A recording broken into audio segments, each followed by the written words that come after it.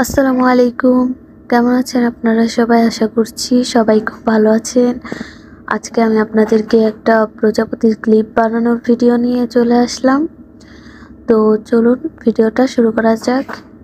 এই ক্লিপগুলো বড় করেও বানানো যায়, ছোট করেও বানানো যায়। আপনারা চাইলে দেখে নিতে পারেন। আমি আপনাদেরকে ছোট করে ক্লিপ বানিয়ে দেখাবো।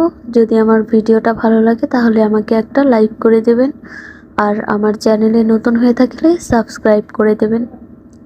তো প্রজাপতি বানানোর জন্য আমি প্রথমে নীল কালারের সুতা নিয়ে নিয়েছি। আপনারা আপনাদের পছন্দ মতো যে কোনো সুতা ইউজ করতে পারেন।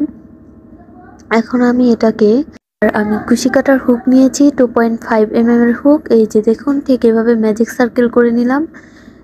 আশা করছি বুঝতে পারছেন। এরপর আমি 3টা চেন করে নেব।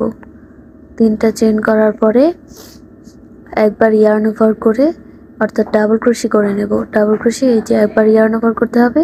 প্রথমে 2টি লুপের ভেতর দিয়ে সুতা ইন করাতে হবে, দেন বাকি 2টি লুপের ভেতর দিয়ে সুতা ইন করাতে হবে। দেন আমি আবারও ইয়ার্ন ওভার করে আবারও অর্থাৎ 2টি ডাবল ক্রোশি করে নিচ্ছি এবং চেন সহ মোট 3টি ডাবল ক্রোশি হয়েছে। এখন আমি 3টা চেন করে নিচ্ছি। 1 2 3, 3টা চেন করা হয়ে গেলে আবারও আমি ইয়ার্ন ওভার করে ডাবল ক্রোশি করব।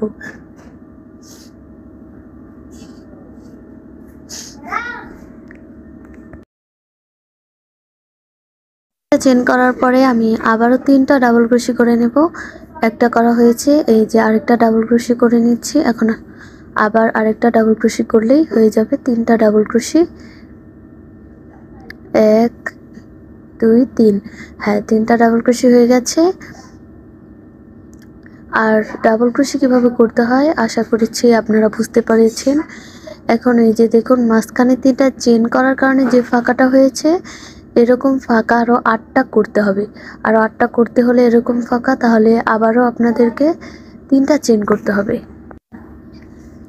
আমি আবারও 3টা চেন করে নিলাম। 3টা চেন করার পরে আবারও 3বার ডাবল ক্রোশি করে নেব।